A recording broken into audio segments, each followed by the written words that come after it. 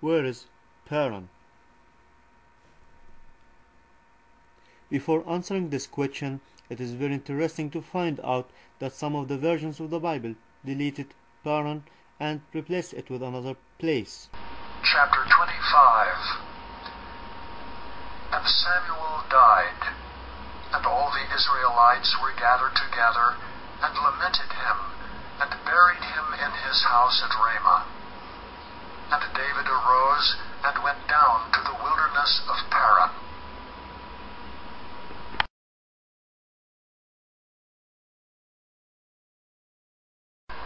Now Samuel died, and all Israel assembled and mourned for him, and they buried him at his home in Ramah.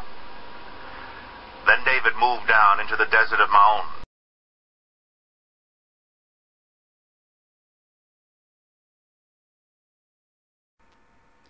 The last verse, that David then went down to the wilderness of Paran, is found in these versions of the Bible.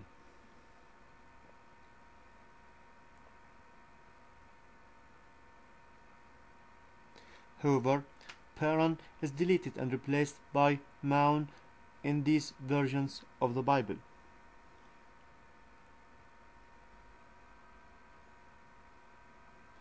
In the Hebrew and the Arabic versions of the Bible, it is Paran, not Maon. ויקבצו כל ישראל, ויספדו לו, ויקברוהו בביתו ברמה, ויקום דוד, וירד אל מדבר פרן.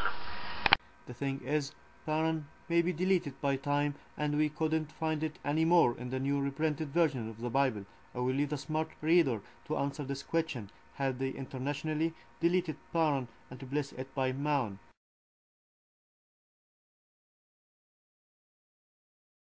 Now, where is Paran?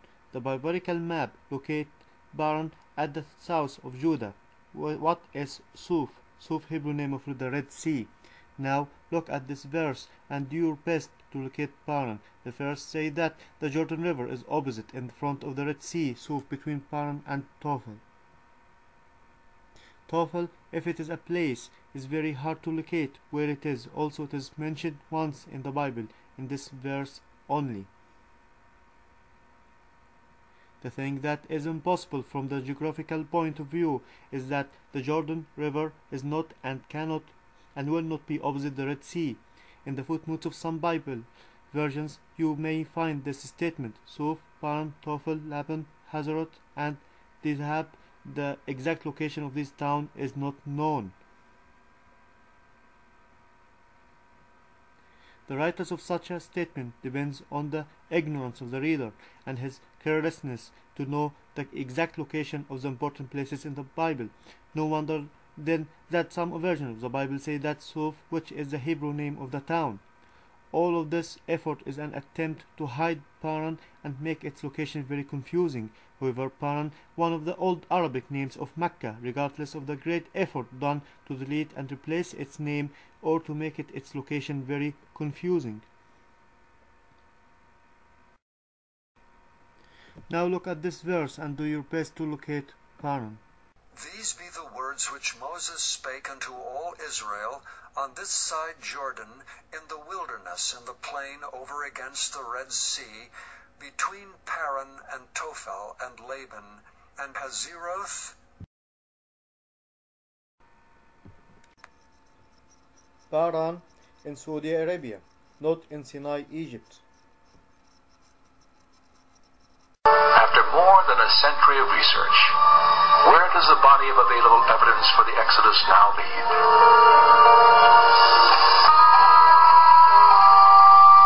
Many archaeologists have attempted to trace the path of Israel's journey to Mount Sinai. The routes they have most frequently proposed have yielded little or nothing in the way of actual confirmation.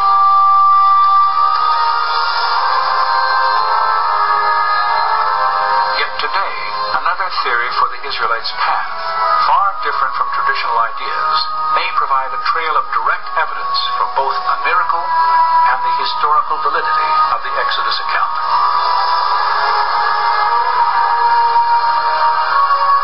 Beginning in northeastern Egypt, Egyptian records and archaeological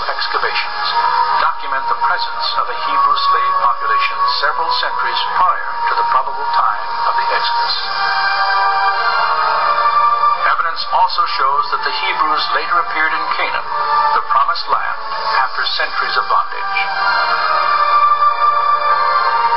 Historical documents, and possibly archaeological evidence, locate the Mountain of God in northwest Arabia, the site of biblical Midian.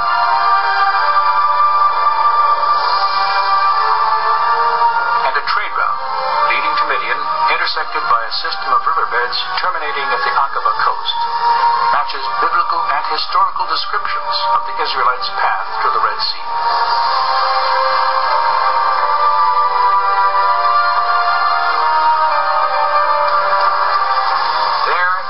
Off Nuweiba Beach, structures resembling 18th dynasty chariot wheels lie embedded in coral on an elevated ridge that connects the Sinai and Arabian peninsulas.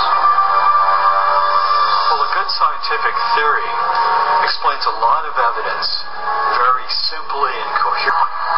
And there's a pattern that's coming out of this evidence that really suggests that the biblical record has a lot more historical content to it than what scholars have been willing to grant in the past. Historical documents and possibly archaeological evidence Proof that Paran is in Saudi Arabia, which is Mecca today.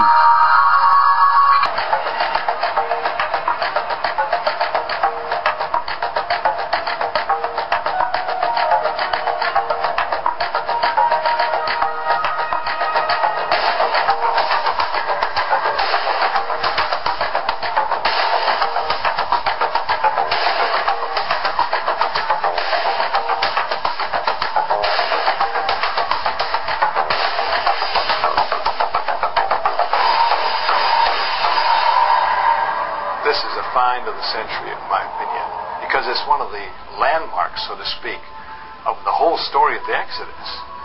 And since the confirming evidence around this mountain is so remarkable, I'm personally convinced that Jebel el-Lawz is the Mount Sinai of the Bible. Who lived in Paran? According to Islamic tradition, Abraham came to Mecca with his wife Hagar and their son Ishmael. God commanded Abraham to take Hagar and his infant son and abandon them in a desolate valley in what is current-day Mecca in Saudi Arabia. He returned to see them from time to time.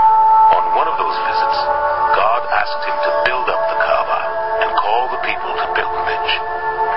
For generations after Abraham, those who worshipped the one God answered his call. But over time, idol worship came to dominate the Kaaba.